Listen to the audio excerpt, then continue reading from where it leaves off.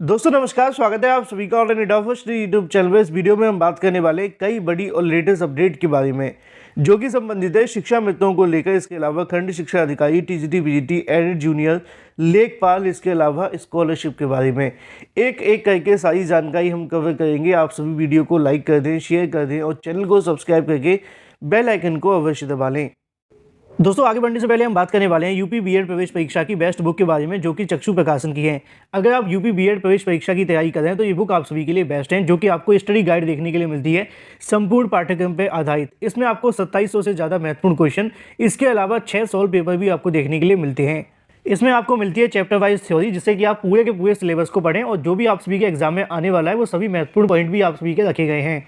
जैसा कि आप अपनी स्क्रीन पर देख भी सकते हैं, सभी थ्योरी को यहाँ पे पूरे तरीके से डिटेल में आप सभी के सामने दिया गया है, जो कि आप सभी के एग्जाम के लिए मोस्ट इंपोर्टेंट है। इस बुक के अंदर आपको मिलते हैं प्रीवियस ईयर क्वेश्चन के साथ साथ मोस्ट एक्सपेक्टेड क्वेश्चन भी, जैसा कि आप अपनी स्क्रीन पे देख सकते हैं। यहाँ पे आपको उत्तरमाला के साथ साथ देखने के लिए मिलती है डिटेल में उत्तरमाला व्याख्यात्मक सहित। स्टडी गाइड के साथ आपको देखने के लिए मिलता है चक्षु प्रकाशन का प्रैक्टिस सेट, जो कि आप सभी के एग्जाम की प्रिपरेशन को और भी मजबूत बनाता है। आप इस बुक को अमेजोन या फ्लिपकार्ट से परचेस कर सकते हैं। दोनों के लिंक मैंने आपको वीडियो की डिस्क्रिप्शन में दिए हुए हैं। साथ ही अगर आप चाहें तो अपने नज़दीकी स्टोर से भी ले सकते हैं।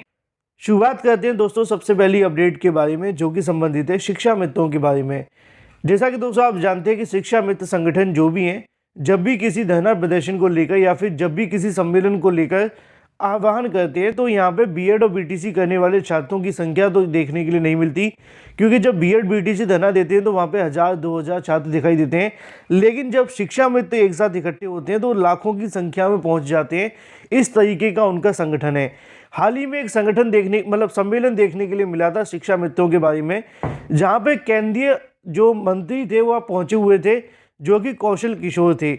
उन्होंने उनको आश्वासन दिया था कि भाई आने वाले समय के अंदर शिक्षा मित्रों की समस्याओं को लेकर विचार किया जाएगा, बल्कि इसको लेकर कहीं ना कहीं सरकार के माध्यम से इनकी मांगें माने जाने को लेकर भी जो कहीं ना कहीं आश्वासन है वो उनकी तरफ से दिया गया था।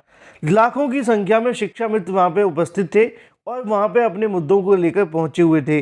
लेकिन अगर बात की जाए उत्तर प्रदेश के बेसिक शिक्षा मंत्री संदीप सिंह के माध्यम से इन सभी शिक्षा मित्रों को एक बड़ा झटका आज की तारीख में दे दिया गया है। लिखा हुआ है, अगर बात की जाए शिक्षा मित्रों के मानदेय को लेकर सपा के संबंध में जानकारी तो उन्होंने दे दी, लेकिन नीचे क्या जानकारी वो आपके काम की है। लिखा हुआ है कि विधान परिषद में लगातार दूसरे दिन शिक्षा मित्रों का मामला उठा। सपा ने शिक्षा मित्रों का मानदेय बढ़ाने तथा सहायक अध्यापक पद पर उनकी नियुक्ति करने की मांग की। जवाब में सरकार ने जब सपा के कार्यालय पर शिक्षा मित्रों के साथ हुए बर्ताव की बात की तो सपा सदस्यों ने शिक्षा मित्रों के साथ सौतेला व्यवहार किए जाने को लेकर आरोप लगाया।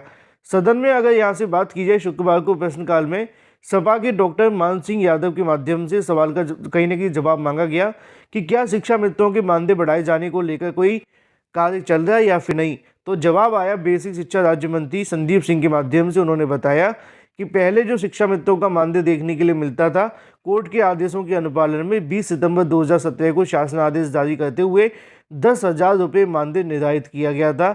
इस समय अगर बात की जाए तो शिक्षा मित्रों को मानदेय बढ़ाया गया है, जो पहले बढ़ाया था 3500 से लेकर 10,000, लेकिन वर्तमान में 10,000 से ज़्यादा बढ़ाए जाने को लेकर कोई भी यहाँ से विचाराधीन मुद्दा नहीं है। मतलब सरकार की तरफ से स्पष्ट कर दिया गया है कि अभी शिक्षा मित्रों के मानदेय बढ़ाने को लेकर सरकार विचार नहीं कर रही है।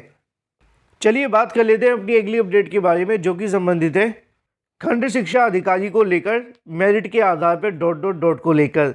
ये मामला संबंधित है खंड शिक्षा अधिकारी मतलब ब्लॉक एजुकेशन ऑफिसर के बारे में। लिखा हुआ है कि मेरिट के आधार पर देखने के लिए मिलेंगे बीईओ के स्थानांतरण और प्रमोशन। जब किसी विभाग के अंदर होते हैं तो एक बात साफ हो जाती है कि वहाँ से बहुत जल्द आपके लिए भर्ती आने वाली है, क्योंकि ये प्रक्रिया हमेशा फॉलो की जाती है किसी भी नई भर्ती का विज्ञापन निकालने से पहले। क्योंकि अगर किसी की नई भर्ती का विज्ञापन निकल जाता है, उसके बाद में क्या होता है कि वहाँ पे दोबारा से प्रमोशन या फिर स्थानांतरण नहीं हो पाते हैं। तो पहले से मौजूद जो भी होते हैं उनका यहाँ से स्थानांतरण या प्रमोशन करके फिर रिक्त पदों पर भर्ती की जाती है। इसी को लेकर नीचे लिखा हुआ है कि बेसिक शिक्षा विभाग के अंदर तैनात खंड शिक्षा अधिकारियों का अब मेरिट के आधार पर स्थानांतरण देखने के लिए मिलेगा। विभाग के माध्यम से इसको लेकर शैक्षिक सत्र 23 और 24 के लिए कार्य दक्षता संकेतक, यहाँ से जो वर्क परफॉर्मेंस इंडिकेटर की बात की जा रही है, निर्धारित कर दिए गए हैं। इनके कामों पर चल रही योजनाओं के आधार पर उनको नंबर दिए जाएंगे और इसी के आधार पर इनका मूल्यांकन कर स्थानांतरण किया जाएगा। प्रदेश में लगभग 1031 बीईओ तैनात हैं।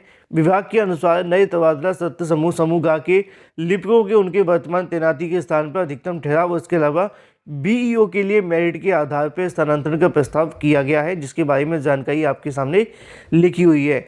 तो ऐसे में खंड शिक्षा अधिकारी को लेकर जो आप सभी के सामने स्थानांतरण होने वाले हो मेरिट के आधार पर देखने के लिए मिलेंगे। चलिए बात कर लेते हैं अपनी अगली अपडेट के बारे में, जो कि संबंधित है विधानसभा के अंदर शिक्षा मंत्री के माध्यम से।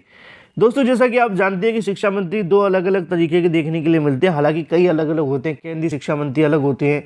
उत्तर प्रदेश के अंदर अगर बात की जाए तो बेसिक शिक्षा विभाग के जो शिक्षा मंत्री वो संदीप सिंह हैं, लेकिन अगर बात की जाए माध्यमिक को लेकर जहाँ से टीजीटी पीजीटी भर्ती निकलती हैं, तो माध्यमिक शिक्षा विभाग के जो शिक्षा मंत्री हैं वो यहाँ पे गुलाबो देवी जी हैं। तो इसी तरीके से अगर बात की जाए तो एक और मुद्दा यहाँ पे उठाया गया जो कि विधान परिषद के अंदर समस्याओं को लेकर था। ये समस्या टीजीटी पीजीटी शिक्षकों के बारे में, इसके अलावा एडेड जूनियर शिक्षक भर्ती को लेकर है। टीजीटी पीजीटी की तो बहुत सारी अलग अलग समस्याएं, चाहे वो 2016 हो, 2021 हो, 2022 हो या फिर अलग अलग तरीके की। हालांकि 22 को लेकर इसमें कोई बात नहीं की गई है। अगर हम बात करें यहाँ पे एडेड जूनियर के बारे में, तो उसको लेकर बहुत सारी समस्याएं हैं, क्योंकि एडेड जूनियर शिक्षक भर्ती का 2 बार परिणाम जारी हो गया। अभी तक इसका भर्ती का लेकर जो प्रोसेस है वो आगे नहीं बढ़ा है। लिखा हुआ है कि विधान परिषद के अंदर प्रश्न प्रहर के दौरान शिक्षकों की समस्या को प्रमुखता से रखा गया। शिक्षक दल ध्रुव कुमार त्रिपाठी ने शिक्षक प्रधानाध्यापक पद पर पदस्थापन न होने का मुद्दा उठाया गया। सेवानिवृत्त संबंधी जवाब को लेकर भी गलत बताया। इस पर सभापति मानवेंद्र सिंह ने व्यवस्था दी कि अगर गलत सूचना दी गई है तो ऐसा करने वाले अधिकारियों पर कड़ी कार्रवाई की जाएगी।